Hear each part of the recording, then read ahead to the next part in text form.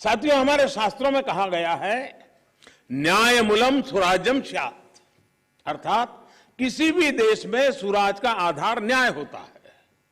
इसलिए न्याय जनता से जुड़ा होना चाहिए, जनता की भाषा में होना चाहिए।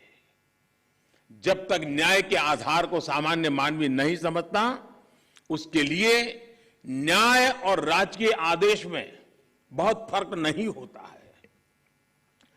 मैं इन दिनों सरकार में एक विषय पे थोड़ा दिमाग खपा रहा हूं।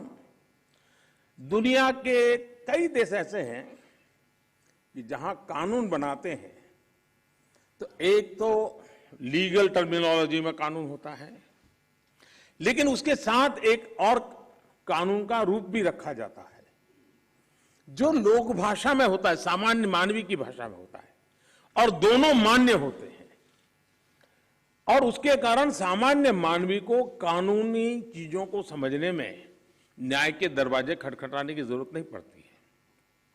हम कोशिश कर रहे हैं कि आने वाले दिनों में हमारे देश में भी कानून एक पूरी तरह लीगल टर्मिनोलॉजी हो, लेकिन साथ साथ वही बात सामान्य व्यक्ति की समझ में आए उस भाषा में, और वो भी दोनों एक साथ असेंबली में या पार्लियामेंट में पारित हो, ताकि आगे चल करके सामान्य मानवी उसके आधार पर अपनी बात रख सकता है। दुनिया के कई देशों में ये परंपरा है। अभी मैंने एक टोली बनाई है, वो उसका अध्ययन कर रही है। साथियों, हमारे देश में आज भी हाई कोर्ट्स और सुप्रीम कोर्ट की सारी कार्यवाही इंग्लिश में होती है, और मुझे अच्छा लगा सीजेआई ने स्वयं ने इस विषय को स्पर्श किया। तो कल अखबारों को पॉजिटिव खबर का अवसर तो मिलेगा अगर उठा ले तो।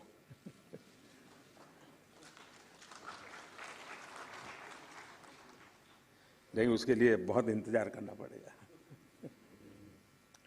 साथियों, एक बड़ी आबादी को न्यायिक प्रक्रिया से लेकर फैसलों तक को समझना मुश्किल होता है।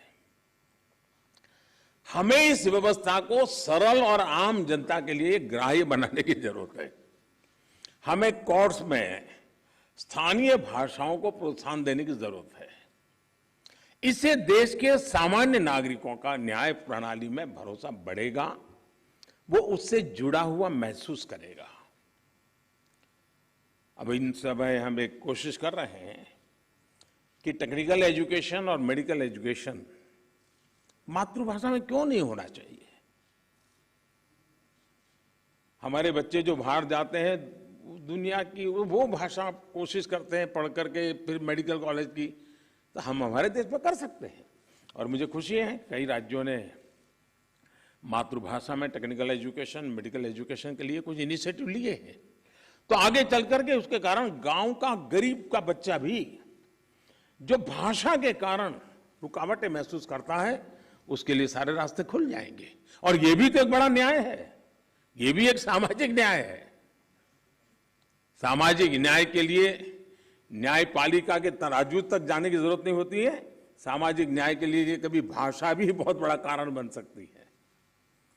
साथियों, एक गंभीर विषय सामान्य आदमी के लिए कानून की पेचीदगियां भी है। 2015 में हमने करीब 1800 ऐसे कानूनों को चिन्हित किया था जो अप्रासंगिक हो चुके थे। इनमें से जो केंद्र के कानून थे, ऐसे 1450 कानूनों को, 1450 कानूनों को हमने खत्म किया। लेकिन राज्यों की तरफ से केवल 75 कानून ही खत्म किए गए हैं।